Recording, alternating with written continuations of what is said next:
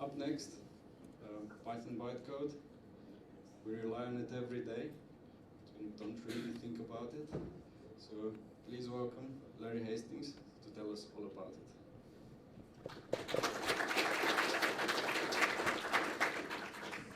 Thanks. So is this microphone working okay, or do I need to switch to that one? Okay, this one's more convenient. That way I can wave my hands wildly. Okay, so ladies and gentlemen, boys and girls, children of all ages, welcome to All Singing, All Dancing Python Bytecode. I'm Larry Hastings. I can't see you because of this incredibly bright light shining in my eyes. So this talk is all about Python, specifically, it's an intermediate level talk, I should say. So you need to be familiar with Python. You should be a reasonably conversant Python programmer in order to understand the talk. And it's about Python, specifically CPython. When we say CPython, what we really mean is that's Python. That's the Python you're used to. It's the Python that's written in C, but it's the one that everybody uses. You're not using IronPython or Jython or PyPy. This is about CPython, aka just Python. Specifically, it's about version Python 3.0. That was the current version when I wrote the talk. 3.4 isn't going to be out until next February or March or something, and by then I'll probably retire this talk. This is 100% in CPython 3.3. You don't need to understand any C code in order to understand this talk.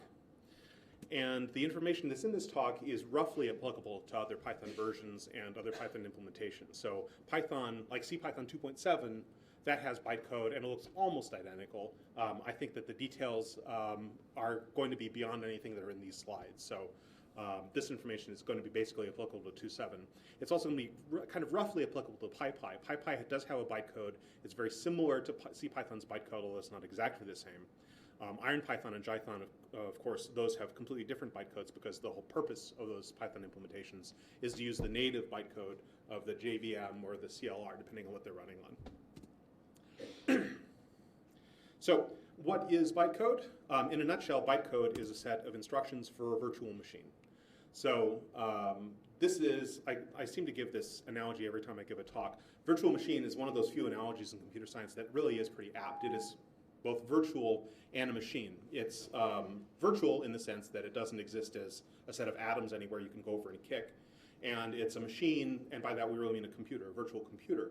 So it's a machine in the sense that it has all the attributes of a machine. It has memory, and it has registers, it has a stack pointer, it has an instruction pointer, and it has instructions. And these instructions, when it comes to a virtual machine, we tend to call them bytecode. And part of the reason for that is that they tend to be 1 byte apiece. That's true in the case of Python. So there are roughly 4 different kinds of bytecode.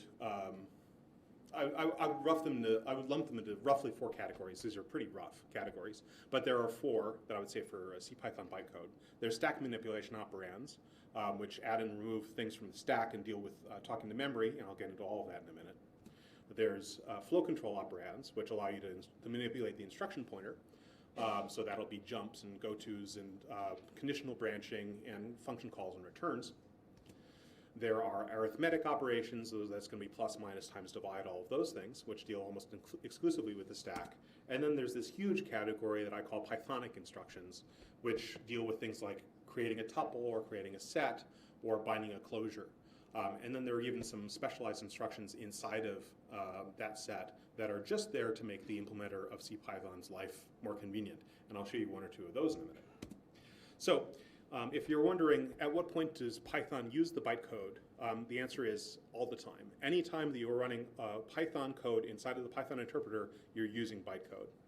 Which means, among other things, every Python program that you run is translated into bytecode before it is run, which means that bytecode can do everything that CPython can, that Python code can.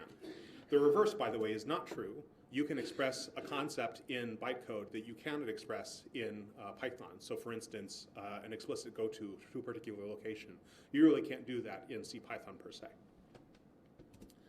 So we're 4.5 minutes in, and now I ask the uncomfortable question, why even bother studying bytecode at all?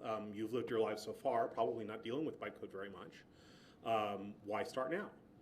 Well, the really good answer is if you're going to become a core developer. Oh, sorry, I do this almost every single time. I'm on the wrong slide. I don't know why I have this slide here. I really should move it. So why have bytecode in the first place? why did Guido invent bytecode? And the answer is he didn't. Bytecode is a very widely used conceptual thing for implementing an interpreter. Writing an interpreter, as you might imagine, is a terribly complicated problem. And bytecode is a way of divide and conquer. So you take something complicated like a for loop and you break it down into a bunch of little tiny instructions, which are going to call bytecodes. And implementing each of those bytecodes itself is pretty simple. And so this allows you to attack the problem of writing an interpreter and breaking it into lots of little pieces. So everybody uses it. Ruby has bytecode, PHP has bytecode, although it's really crazy. So finally, like I was just getting into, why bother to look at bytecode in the first place? Why study it? And the answer, if there is a good one, is if you're going to be a core developer. It's helpful to understand how the interpreter is implemented, and the interpreter uses bytecode, so yes, you would want to understand bytecode at that point. But even then, like most core developers never really touch the bytecode interpreter, so you really kind of even don't have to understand it from that perspective. If you're Antoine Patru, you would need to understand it, but maybe nobody else.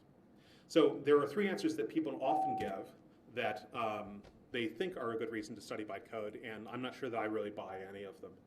This whistling, by the way, if the key stops, I'm going to switch to the other mic, so if you're getting annoyed, I don't know, stare at me or something. Oh no, that's right, I can't see you. So there are three reasons that people cite why they might want to study bytecode, and I don't think any of them are all that compelling. The usual one is so that you can understand what's really going on inside of the Python interpreter. And my question to that is, where do you stop? If you claim that in order to understand Python, you really need to understand Python bytecode, I would say, well, in order to understand bytecode, you need to understand C, because that's how it's implemented. And to understand C, you really need to understand assembly language. And to understand assembly language, you need to understand the microcode on the Intel processor. And from there, you need to understand transistors and electricity and general relativity and quantum mechanics. And you don't need to understand quantum mechanics to understand Python. So I don't really think that doesn't speak to me. Now, some people like to write hand-tuned bytecode in order to make their programs go a little faster. And I think this is absolutely bafflingly wrong. Python is the language that trades performance for readability. And what you have done here is you've traded an enormous amount of readability for a teeny tiny little performance upgrade. You are so much better off just making your algorithms better or just making your code more readable or something. But writing hand-tuned bytecode in order to make your programs go faster, I never think that's a good idea. You could write a C extension if you're really concerned about performance, or if you're entirely concerned about performance, you should be using another language. Finally, if you're interested in, I see, I've been bad, and he's taken the other microphone away.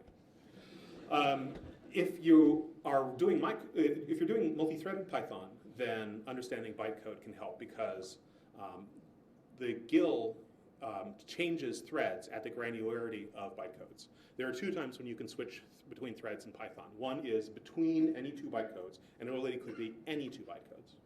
And the other is inside of a function call if the call goes into C code, which it almost always, well, it depends on the, see, this is not my fault.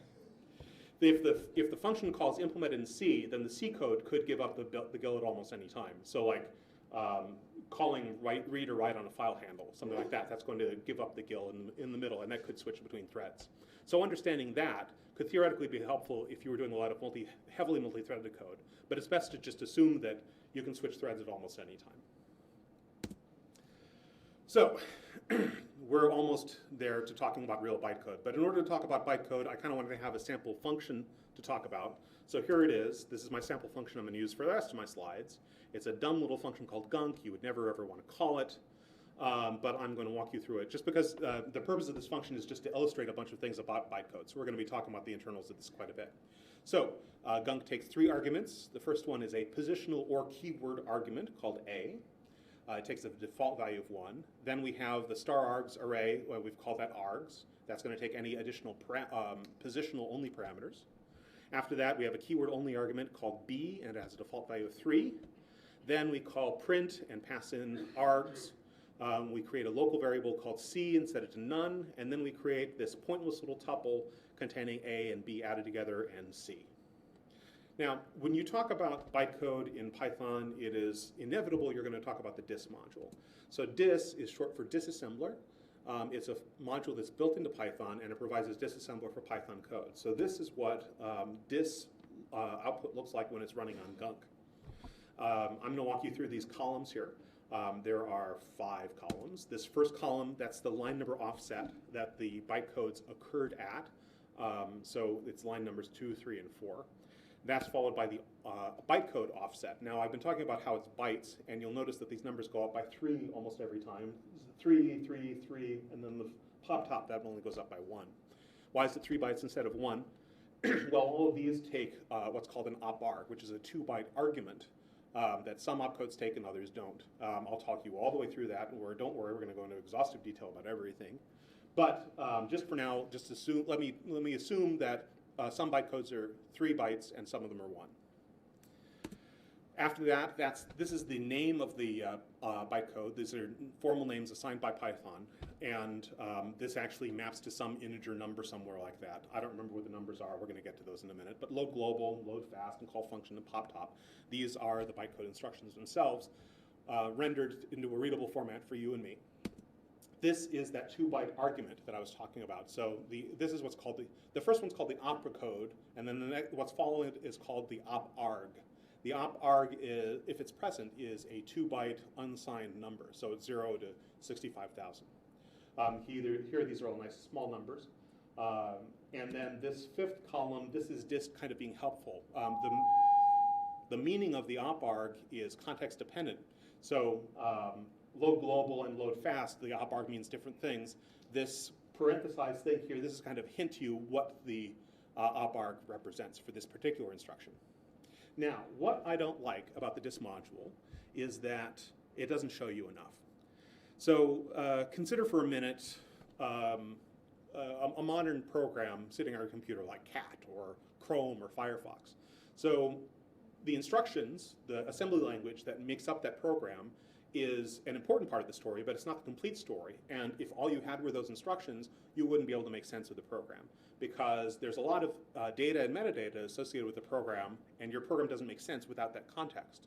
So like a C program requires all the static strings that are going to be built in. It'll also require all the static data, the integers and things.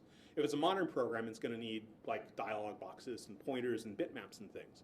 And without that associated data and metadata, the program is meaningless. Dis is only showing you the bytecode, more or less. It's showing you a little bit of the metadata associated with it, but it's leaving a lot on the floor. I'll remind you, Gunk took 3 parameters, A, B, and args. You don't see any of that here. You can see the name args, but you don't see it represented. You don't know which things are args, which things are A and B. You don't see the default values. You don't know whether they're positional or keyword only. You don't have any idea that args is the star args array. You don't know it's a list.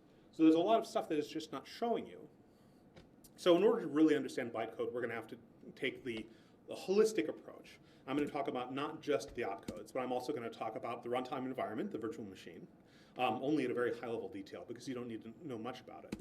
And I'm going to talk about the data and metadata, and there's going to be a lot of that. So I hope you're all sitting down. You should sit down. So just the opcodes themselves. The opcodes, there are 101 of them in Python. I'm not going to go into them in hardly any detail. There's documentation about them, and I just don't have the time. It's only 40 minutes, and just talking about the stuff I want to talk about, I ran out of time. So each bytecode, the bytecode program itself, conceptually is a list of bytes. In point of fact, it's actually a byte string in Python 3. In Python 2, it was just a string. That you understand that. So an individual operand is an individual element out of that bytecode array. And that oparg that I was talking about, if it's present, then it's just the next 2 bytes in the array. So what you do is you take those next 2 bytes, whatever they are, you take the second one, you shift it left by 8, and you OR those things together, and that's your 16-bit unsigned number. Now, how do you know whether a particular opcode takes an oparg? Well, there's a constant number. It's stored in the dis module for your convenience. It's called haveArgument. And the way this works is if the opcode is this number or higher, then it takes an oparg, and if it is lower than this number, it doesn't take an oparg. So in other words, the size of a particular opcode is 1 if the op is less than haveArgument, otherwise it's 3. So that's it about opcodes, actually. Although I'll show them to you a bit in just a bit, the real thing. So the virtual machine, from the perspective of the Python programmer, there's really only 3 things that you need to know about. There's the instruction pointer, which you can manipulate with jump instructions. There is the stack pointer, which you can manipulate with load and store. And the stack itself, of course. The CPython interpreter is what processor architecture people call a stack machine, because it has a data stack and all the arguments for a function call into the stack. You use the stack for a lot of things. It's not really a register machine. There are very few registers and you don't have direct access to them. So the stack you manipulate with load and store instructions. And then there's the third thing, it's called the fast locals array. This was something added in the very early days of Python. It wasn't in the very first versions, but it was added like a couple of months later as a speed optimization. Fast locals, those are function arguments and local variables inside of functions are stored in this. The fast locals array is just a Python list. It literally is a Python list. And the way that it works is that all the arguments are stuck into this list before the function is called, and internally, whenever you refer to one of those arguments, it just uses a load fast or store fast instruction to deal with that particular thing. Local variables are also stored there. And this is only a detail that you care about because you need to use these specific bytecode instructions in order to refer to them. So load fast and store fast. So let me show you the stack real quick, in case you haven't seen these sorts of diagrams before. Python has a stack. It's a general purpose object stack, so you can store any object on it. Or what you're storing is actually a reference to the object. So load is how you get up values onto the stack. They take a reference to an object that already exists somewhere in memory, and there are like 6 different kinds of memory we're going to see. And it takes a reference to that thing and adds a new reference to the top of the stack. So the stack, I should say, in case you have never seen it before, a stack you can think of it kind of like being a stack of dishes. You don't deal with the internals of the stack, you only deal with the top thing at any particular time. So you push on top of the stack or you pull something off the top of the stack. So as an example, here's a sample stack. At the bottom of the stack we have a tuple with an arbitrary amount of stuff in it. And then on top of that we have a callable object called print. And we're going to push a 3 onto the stack with the load instruction. So golly, there it goes. The symmetric operation is called store. That takes the value off the top of the stack and stores it off into memory somewhere. So that would look kind of like this. A slightly less uninteresting example would be binary add. Binary add takes the top 2 things off of the stack, pulls them off, uses dunder add or dunder r add, depending on what works, in order to add the 2 things together. So if we had 12 and 17 on the top of the stack, binary add would pull both of those off. They would go off somewhere in performance computation, and it would push the result 29 back onto the top of the stack.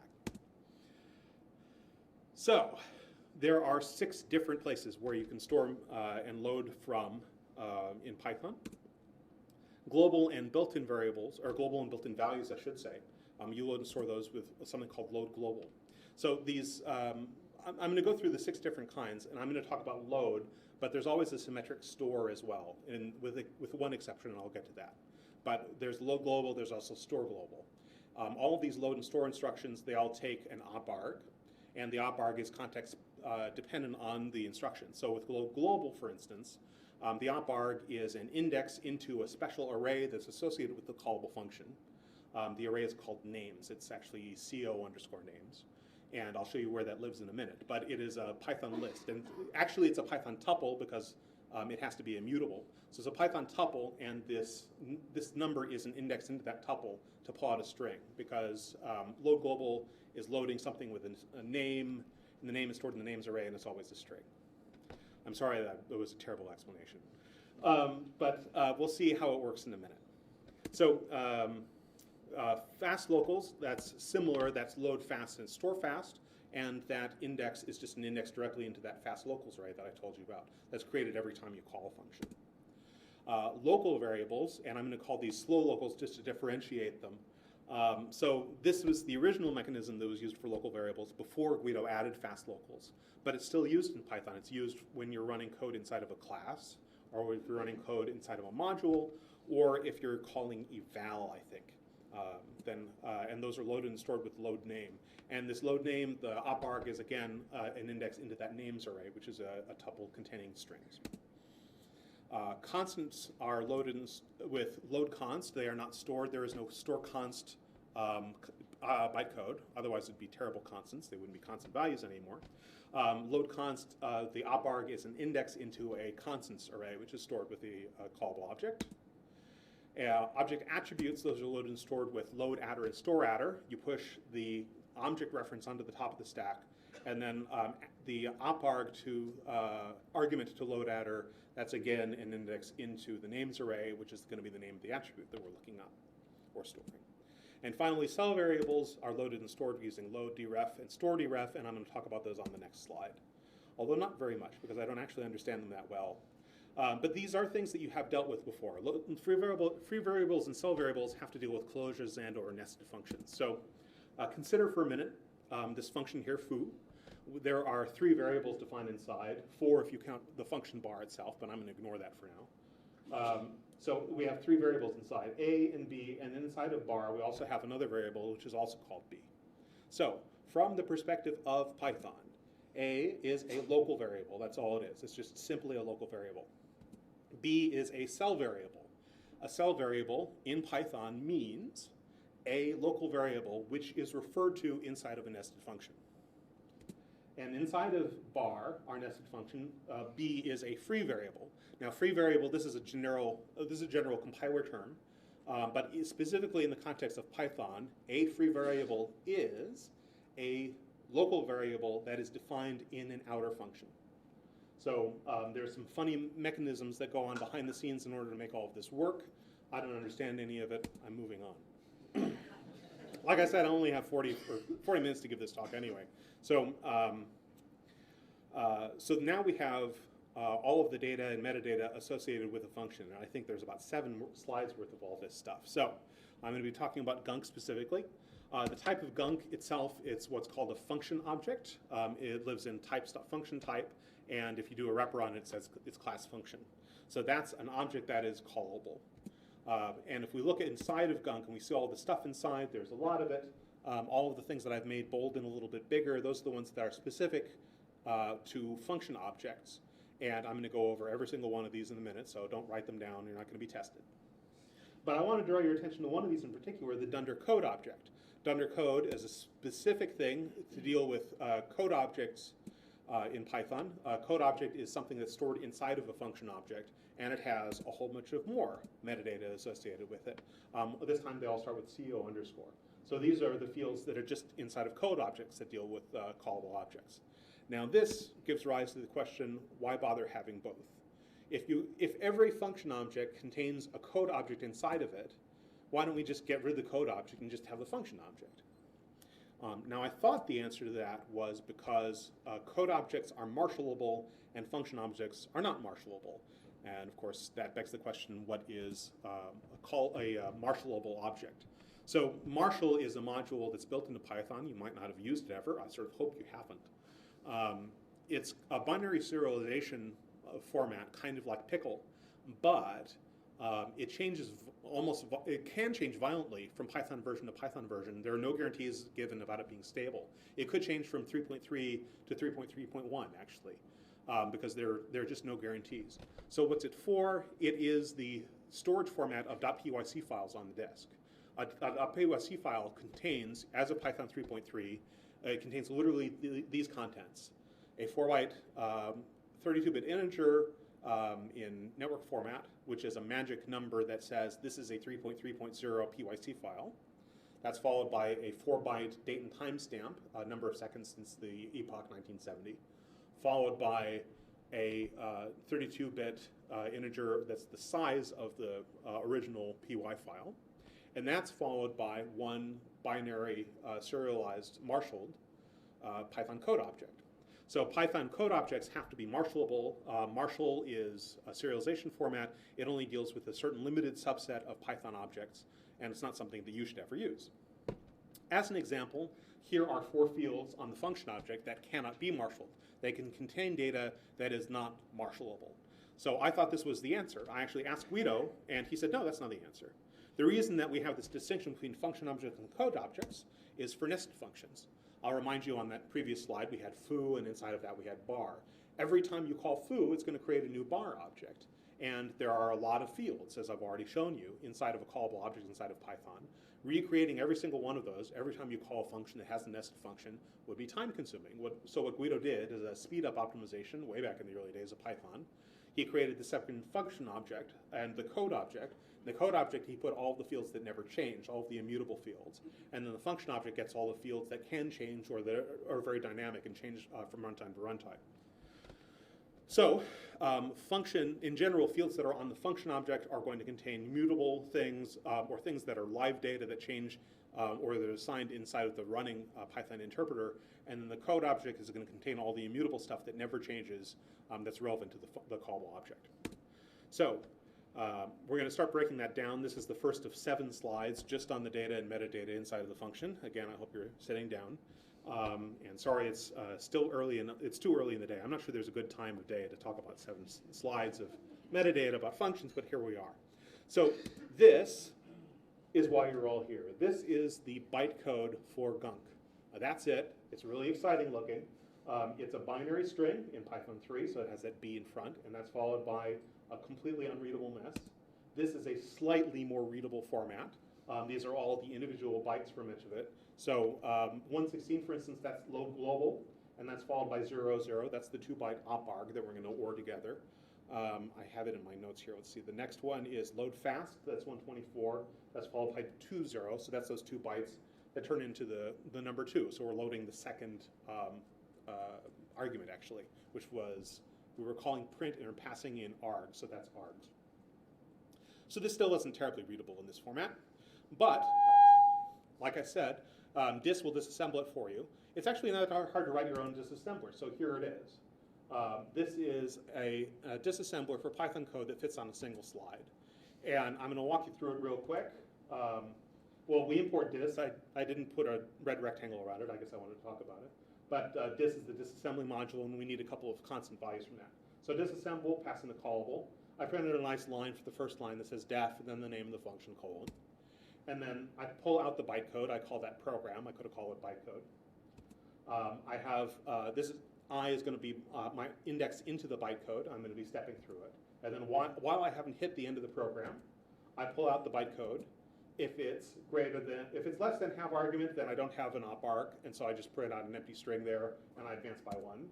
Otherwise, I pull out the oparg and OR them together properly, and then advance by 3. And then I look up that name inside of op name. So I have the bytecode itself. Op name is a map of bytecode numbers into bytecode strings. And then I print out the oparg afterwards. I print it with a couple of spaces just to indent it. And here is what that looks like if I pass in the disassembler itself. So we get load fast 0, load adder 0, load adder 1. Most of the time, opcodes take an oparg. Those are the really useful ones. Pop top doesn't, binary add doesn't, return value all the way into the function doesn't. So back to the second of 7. These are fields that deal specifically with arguments to the function. CO_arg_count, that's the number of positional or keyword arguments. So that would be A in the case of a Gunk.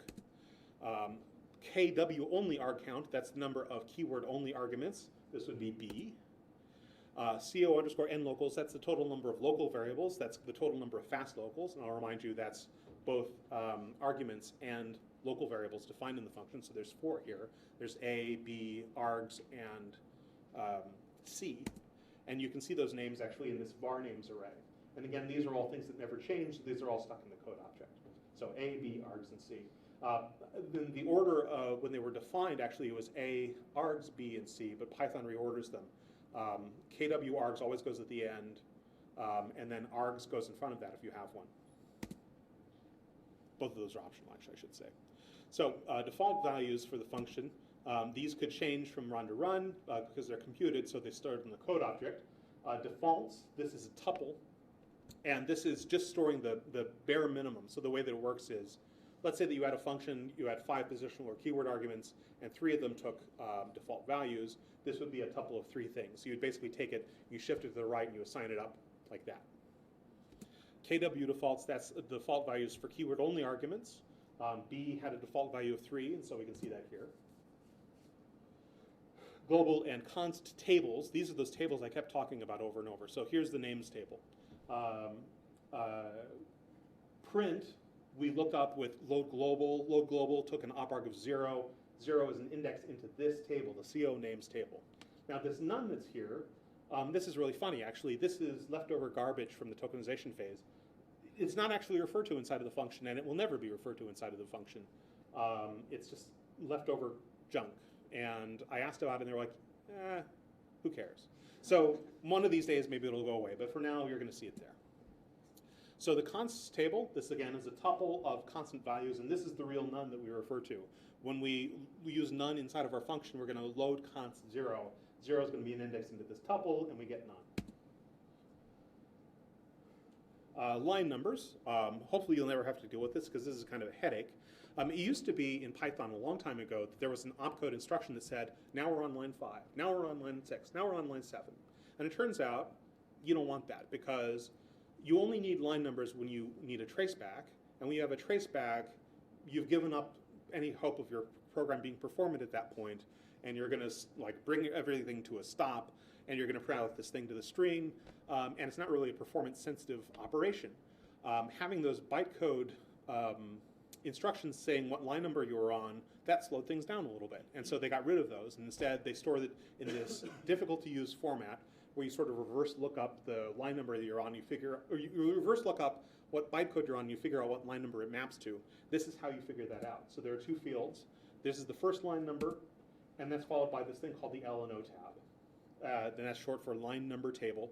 This is a headache for everybody. Again, here it is in a slightly more readable format. The way this works, it's pairs of bytes, and these are offset of, let's see, where is that? Where'd my cursor go? Right, it's the delta for the bytecode followed by the delta for the line number. So you would go forward by 10 bytes to get to the second line number. And there are a lot of specific rules about how the line number table has to be formatted, and it's a big headache, and you should hope that you never have to live your life without ever dealing with this. So moving on, I think this is about 5 out of 7. All of this random metadata associated with the callable function. The Dunder globals, this is a reference to the dictionary that is the dict of the object that was the scope the function was defined in, aka the module. So effectively, whenever you call a function, you know how if you took a function and you paste it in a reference to it inside of another module and you call it, the function still knows about its original module that it's from. When it says load global A, it looks inside of the module where it was defined. It doesn't look inside of the new module. That's because it carries a reference to its globals around with it everywhere it goes. This is it, Dunder globals. Module, this is just the name the module was defined in, just for reference. CO underscore file name, again, that's the name of the file was defined in it, just for reference for tracebacks and things. Name of the function itself is gunk. And flags, this is one of the least documented areas of bytecode. This number 71 is a mildly magical number. I'm going to break that down in a slide or two. For now, let's just live our lives and we'll move on. 2 more slides left, I think. Oh, wait, that's right. I have stack size here. Stack size, this is a hint to the Python interpreter. This says the deepest that the data stack will ever go when you're calling this function is 2 in the case of gunk because we're doing a binary add. The way that Python works internally is it actually, the CPython specifically, pre-allocates the stack for every function call. And in fact, it's actually tucked on the end of that fast locals array. So it allocates one array for every function, which contains local variables, arguments, and the stack. This helps Python also to know in advance if it's going to run out of stack space for calling a function. That's how it can print a nice traceback, because it actually hasn't run out of memory yet, because it checks in advance. It's very un-Pythonic, but it looks before it leaps. So 1 or 2 more slides left, I think. This one's real quick. Actually, no, this is the last slide, and this is real quick because they're all empty. Annotations, these are the CPython 3 annotations. You can annotate a function with colons and values and things. Gunk is unannotated, so it's an empty dict. If gunk was a closure, this would be a data structure of some kind or other. It's not, so it's none. And selvars and free variables, gunk is neither a nested function nor does it contain any nested functions. Therefore, these are both empty tuples. And again, I don't even understand what would go in there if it was. So we're finally through the woods, and we're going to talk about something slightly more interesting. So here's something I find interesting about Python. Everything is a callable object. Consider for a moment a function that you define inside of Python. You say def foo, and then you have arguments and so on and so forth. Well, consider that a module is actually a callable object as well. When you import a module, you have all of that code inside of the module. Python actually runs it. Well, in order for Python to run it, it needs to be a callable object. Effectively, it needs to be a function. So if a module was a function, it would look like this. It doesn't, because there is no point that you say def and then the name of the module. But this is what it would look like. And effectively, all of your code would just be in that ... All of your local variables would be load fast and store fast. And at the end of the module, it would have this pair of instructions, load const none and return value. That's because every time you have a callable object inside of Python, it always has to return a value. Modules don't return anything interesting, so it just returns none every time. So, by the same token that modules are callable objects, classes are also callable objects. These are slightly more complicated. This is the extra code that lives inside of a class callable object in order for it to actually work. Again, this ... that's going to be all of your code that exists inside of class scope. But at the top, I'm going to walk your way through the bottom to the top, I think, because it's just a little bit easier that way. It gets more complicated the higher we go. So at the end, we have the same two instructions because classes are callable objects. Callable objects always return a value. It always returns none. Then we have all of your code. Then we have load const none, store name, qual name. Dunder qual name, that's this new thing that's the fully qualified name of a thing. This didn't happen to have an interesting name, so it just gets none. Load name name, store name module. That's storing the name of the object, and it's been stored in a slow local variable called name, which is an attribute on the module. And then we have this load fast 0 store locals. Well, unlike modules, classes actually take an argument, which is this dunder locals thing. Load fast 0, that's going to load the first argument. That's dunder locals. Store locals, this is one of those highly Pythonic instructions that's there for the convenience of the implementer. But what does it do? Well, this has to do with something called dunder prepare. That's a new thing in Python 3. In Python 2, whenever you created a class, the class variables were always stored inside of a dict. And by that I mean a real, honest-to-goodness Python curly braces dictionary. And some people wanted the ability to use a dict-like object as the storage for variables inside of a class. And for some reason, it was important to have that be a part of initialization instead of just copying everything over and pushing it there later. So there's this new thing that you can do inside of a meta class called dunder prepare that allows you to return a dict-like object that's going to be used as the real dict for a real class. And this is the mechanism that it gets in there. So it gets passed in as an argument to the class, and we call this store locals. That takes the top thing off of the stack and stores it as the locals dict for the slow locals for the current scope of the thing that's running. So now you know, in case you ever want to write your own classes by hand. I don't think you do. Now, at the time that you actually bind the class to the name inside of module scope, at this point is what we're talking about, there's a little bit of boilerplate that gets spat out every time here. So I'm going to walk you down from the top to the bottom. Load build class. This is another one of those highly specialized instructions. This pushes a callable object onto the top of the stack called dunder build underscore class, which again is very barely documented. I'm going to get to that in another minute, but just assume for now, at the bottom of the stack is a callable object called build class. On top of that, we push a code object, and again, this is a serializable object. So a code object is just a static object called class name. We're going to load the string class name, and we're going to call this function make function. Make function, the op arg is, make function, what it does is it takes a code object and turns it into a function object. The op arg for make function represents two things. It's actually a couple of numbers sort of OR together. It's the number of default values for positional arguments and default values for keyword-only arguments. Since classes don't take either of those, the number is always 0. So make function, when it's done, there will be a brand new function object sitting at the top of the stack. And below that, I'll remind you, is dunder build underscore class. So we push on top of that load const class name. So we push the name of the class again as a string. And now we call function 2. Call function, again, the op arg is the number of keyword arguments ORed with the number of positional or keyword arguments. This number 2 means there are 2 arguments. Those 2 arguments are the string class name we just saw in load const, and the callable function, the function object that we created from make function. So those are the 2 arguments to the actual thing we're going to call, which is build class. Build class does all of the work of actually making all of the class objecty things and calling dunder prepare and all those things. And then it finally, when it's ready, calls into the callable object that represents your code. Your code is that code object that's been turned into a function object. and we finally run the code for real, and when call function returns, on the top of the stack is sitting the class object. In case you ever write your own Python on top of Python, that's all very helpful information. So this is a little bit more interesting. I'm going to create, in 4 lines, a Python object from scratch. It's going to have, it's going to be a real callable object. It's going to do real work. It's just not readable. So here it is. Those are the 4 lines right there. Code object equals types.codeType. I pass in a bunch of baffling parameters.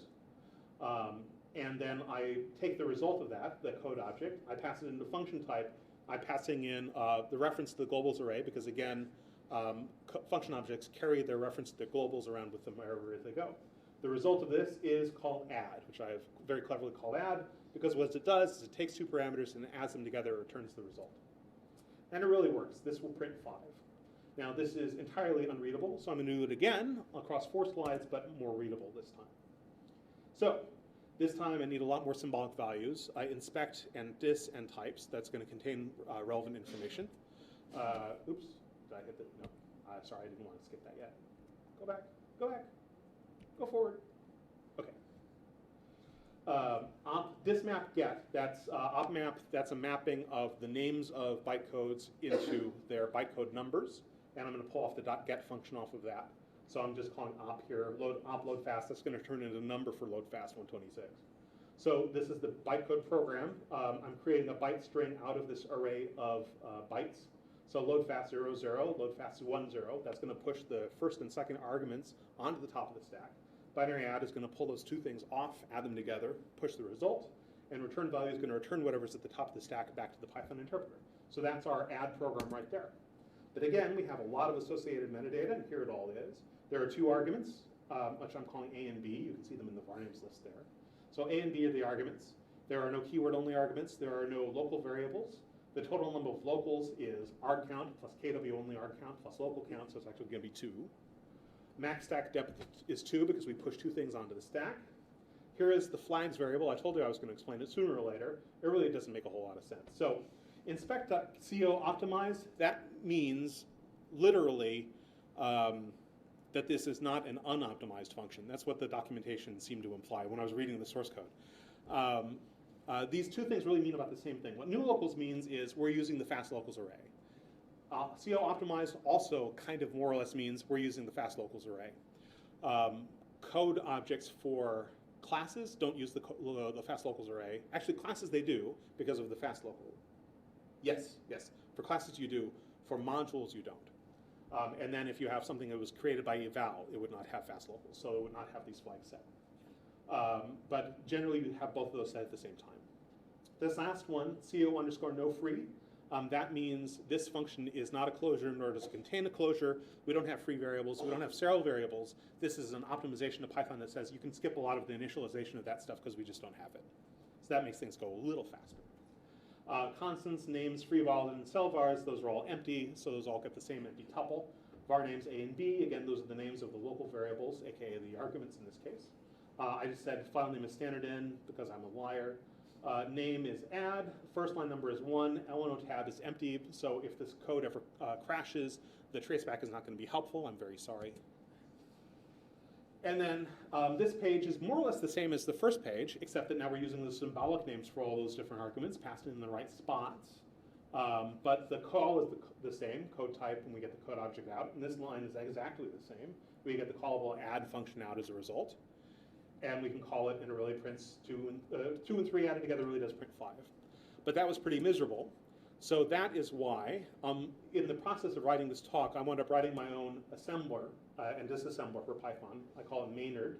I'll remind you, Maynard is the keeper of the holy hand grenade, which I would describe as the finest disassembler known to man or beast.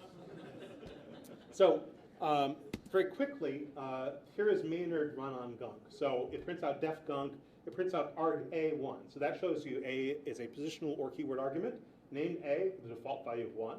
KW only B3, that's a keyword only argument named B with the default value of 3. Star args, that's going to be args, and its name is args. It looks redundant, but it's not. Global and print, global and none, because those are the entries in the globals array. Const, none, I have to come up with a sort of a symbolic name for all the things in the const table, so I call it const none. but that's all the entries in the const array. Local C, that's our local variable named C. And then now, I think these are a little bit more readable. Load global print, load fast args, call function 1. I may do something about call function 1 of these days, I don't know. Pop top, load const none. This is, I argue, a lot more readable, and it gives you an idea of a lot more of the metadata associated with the callable object. So this makes a lot more sense. I have people who are saying, you should clean it up and put it in the standard library. And I'm like, maybe someday. So in case you ever want to fiddle around with disassembling a class or a module, I think a module, it might be really hard to get your hands on it. If you want to disassemble a class, it's not actually too hard. The eventual thing with Maynard is going to be that it actually recursively disassembles things. So if you have a module object and you recursively disassemble it, it'll show you all the classes. Inside the classes, it'll call you the functions. If the function had a nested function, it'll show you that. One of these days, I'll get around to it. But for now, Maynard just doesn't recursively disassemble anything. It'll just show you the code objects. So if you wanted to take a class and disassemble it and see what it looked like, this is what I actually did in order to show you some of this stuff in this slides. If you wanted to disassemble a class, the easy thing to do with Maynard is just to throw it inside of a function, then disassemble the function. It'll show you at some point const index 1 code object h. That's your big hint. This is the code object for the class h. And then you would just point Maynard at disassembling that thing. You pull it straight out of the function CO underscore code consts. Pull it straight out of the const table, pass it in Maynard, and it'll happily disassemble it for you.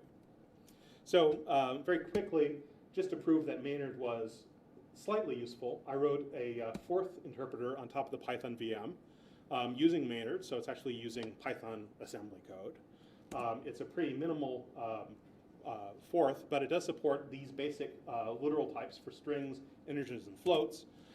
It supports all of these built-in fourth words, which is kind of the equivalent of a Python function. And it does support recursion. And this is barely enough to get you implementing the Fibonacci generator, because I feel like you don't have a real language until you have a Fibonacci generator. So this really does run inside of Perth, inside of the Python interpreter, using bytecode. But it's really slow, in case you like slow code. It does some really stupid things inside. So let's bring this all together. I'm going to show you a Python VM written entirely in Python. It's going to take me 5 slides to do it. In order to give it something to do, I'm going to call fib. So again, like I said, you don't have real language until you can run a Fibonacci generator, and gunk is really boring and pointless, so it's not bothered. So instead, our Python VM written in Python is going to be able to handle this program, literally written in Python using literal Python bytecode. So here we go. Def VM, this is our virtual machine function. You pass in the callable object, and you pass in a number of positional-only parameters. I pull those into a list called stars. So the code, that's the bytecode for the function. Constants, that's the constants table. That's the names array. That's the code object. Let's see, code is the code object. Program is the bytecode. Number of locals is the total number of local variables. Again, that's going to be the arguments and the locals. Globals dict. Oh, I have these red rectangles. I forgot. Globals dict, that's the globals dict I'm going to be using for whenever I do globals lookups. And built-ins dict, that's going to be the diction I use for built-in lookups. Those are both for the load globals keyword bytecode. The instruction pointer is 0. The local variables, I initialize that to the arguments that came in, plus a special uninitialized value for all of the local-only variables. I don't remember if fib has any or not. I don't think it does. And then the stack is just going to be a Python list, because all we need to do is push and pop from the top. So the rest of this VM is going to be the implementation. It's going to be one big while loop, and then if statements to implement particular bytecodes. So while true, pull off the bytecode in advance by 1. If we have an argument, then pull out the next 2 bytes, or them together properly to create the op arg and advance it by another 2. Now we're ready to go. If the opcode is load const, look in the constants array, indexed by the op arg, take that value, whatever it is, and push it on the top of the stack. If we're load fast, we do almost the same thing. We take the locals array, we look up inside by op arg, we take the value, whatever it is, and we push it on the top of the stack. If the opcode is load global, we take that op arg, we look it up in the names array, and that gives us a string. Now we have a string to look up. If that string is in the global dict, we take that value, whatever it is, we push it at the top of the stack. Otherwise, we'll look in the built-in dict, and whatever it is, we push it on the top of the stack. If it's not in either of those, I'm going to throw a terrible exception. This is a terribly fragile interpreter. I suggest you don't use this in production. I keep forgetting I have these red rectangles. Here we go. It's really slow. There we go. So if our opcode is binary add, we take the top two things off the stack, push them, pop them both off, add them together, push the result on the top of the stack. Same thing for the subtract, except it's a minus instead of a plus. Pop jump if false. What this does is, if the top value on the stack is false, then we jump to the op arg. Otherwise, we do nothing. So if not stack pop, if the top value of the stack is false, then we set the instruction pointer to the op arg. This is our go-to instruction. I'll remind you again, this is why we broke down, this is why Python uses bytecode, because you can, these individual instructions are really simple, but taken all together, you get an interpreter out of it. So compare op, this is the most complicated single instruction. It takes two arguments. This compare op, this maps to equals, double equals, less than, greater than, all those comparison operators. It's the rich comparison op arg. So you pop off the top two things you're going to compare, and then the op arg is the operation that you're going to perform.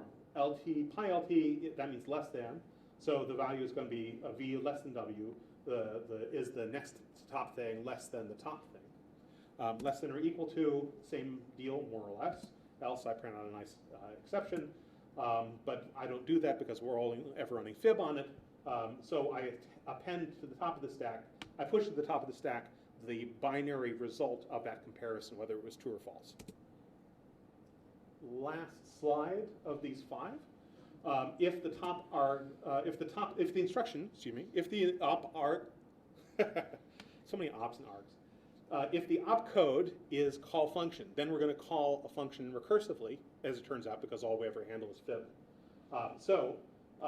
The op arg is the number of keyword-only arguments and the number of positional arguments, or together. If the number is greater than 255, then we have some keyword arguments. I don't handle keyword arguments, so I throw an exception. Otherwise, this op arg is the number of arguments, of positional arguments on the stack. I take all of those arguments, I just pop them off, and I stick them into an args array. I pop off the callable thing, because that's the next thing on the stack. And I call the VM recursively, passing in the callable and splatting in the star args array. The return value from the VM function, that's going to be the return code from the function that we called. And I just take that and I push it on the top of the stack. And finally, if the operation is return value, I throw an assertion if there's any other junk left on the stack. There shouldn't be. And in fact, Python doesn't bother to do this, so I don't know why I bothered. But I just basically take the top thing off the top of the stack, whatever it is, and I return that from the virtual machine. That's it. In those 5 slides, we implemented a working Fibonacci generator, or excuse me, we implemented a working Python interpreter that is able to run the real Fibonacci generator function that I wrote in real Python. Here it is. If I iterate over a range of 20, I'm printing out fib of n, and I print out fib of n. I'm calling the real Python version. Then I call my virtual machine and pass in that same function and pass in that same n. I get the same results out. It's just a lot slower. So we're in the home stretch here. If you ever feel like experimenting with bytecode yourself, you should expect to see this a lot. The Python interpreter is absolutely not guaranteed to be resistant to malformed bytecode. I have tried to interest other core developers in making it a little more resistant. I say, well, we could do it for free. It wouldn't cost us, it wouldn't make the Python interpreter any slower. And they're like, you get what you deserve if you hack on bytecode. So if you want to read up more about this stuff, you want to take a look at the dis module, of course, but the inspect module also has a bunch of constants that you're going to need. And in fact, there's 1 or 2 that are stored in the future module that have to do with the flags that you would need if you really wanted to do everything. If you want to look at Maynard, it's on Bitbucket. It's also on PyPI, although that version's out of date. Not by a lot. I haven't done a lot of work on it recently. Oh, that's right. Yes. And then there is C eval if you do read C.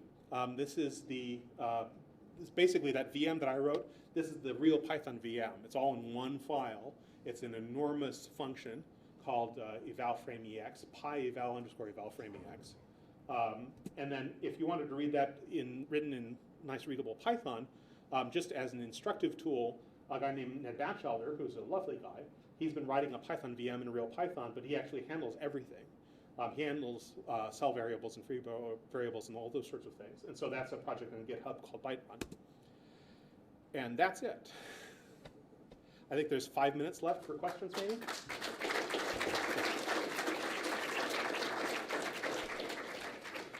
Does anybody have any questions, or would you rather go to lunch? I have one question. The stack hinting that you mentioned at one point. The stack size, yes. Yeah, stack size hinting. Yes. Does that advise the GC on any stuff? Is the GC running completely by itself? The GC, by the GC you mean the garbage collector? Okay, no. So the stack, not really. So the GC, it would have to know what the contents of the stack are in order to find those references so that it could see all of the objects that are actually in use. So I guess, yes, it has to have visibility into the stack. Beyond that, I don't... From the same size as I'm not a garbage collection expert, so I don't know what advise means in this context. But yes, I think the garbage collector needs to understand that the stack is there and needs to understand the mechanism, it needs to understand where all the pointers are to Python objects that are still alive. The stack contains some live objects, so yes, it needs to know about it. I don't know beyond that. Okay? Larry? Yeah. Thanks for all the information. You're welcome. The slide that said, why should we care about bytecode? I think Yes. you dodged the question. I don't think you answered it. Why should we care? No, I said you shouldn't. You should. Yeah, Okay, good. I said That's the you, answer. you should, if you're going to be a core developer, you should, if you really want to understand the granularity of threading, and then the other two reasons that I gave I don't agree with. So I think for the most part, you've all been wasting your time. Thanks very much. Okay, anybody else? Yes? Can you give us the too long didn't read comparison between the Java bytecode and the Python bytecode? Oh, it's been a long time since I looked at Java bytecode. It's about the same. I mean, bytecode tends to be bytecode, tends to be bytecode. So they're going to have a binary add instruction. They're going to have a jump instruction. They're going to have a conditional jump instruction. There are some specific instructions with Java, for instance, for a cast. A cast operator turns into a bytecode at some point. And beyond that, I don't know much. More entertaining is the PHP bytecode. It's not serializable to disk. It's a C structure that's about 220 bytes long. It contains not only the opcode itself, but then it also contains, I guess they're kind of trying to be like RISC. It contains operand 1, operand 2, and place you're going to store the result. And each of those is a union that itself is like 60 or 80 bytes because it has all sorts of detailed, complicated stuff inside of it. So I think the Python approach of saying load from here, load from there, do the operation, store from here, breaking it up to sort of risky as opposed to, I guess PHP is more like CISC and Python is more like RISC, and breaking it up that way I think is just better. Yes. Oh yes. I guess he's picking. It said earlier there are 101 different bytecodes. Yes. A lot of the numbers you showed us for the bytecodes were in the 120, 130 range. Yes. Were So those assigned randomly, or? No, they're not assigned randomly. Once it's assigned, it more or less never changes. We could theoretically change them from version to version, but we don't. But the way that it works is that they picked a nice high number for have argument, 90, and so there aren't 90 instructions that don't take opcodes. There are 30 or 40 or something. It's a little on the sparse side. They try to group them together sometimes too. It doesn't make any sense. I really wouldn't worry about how those are assigned.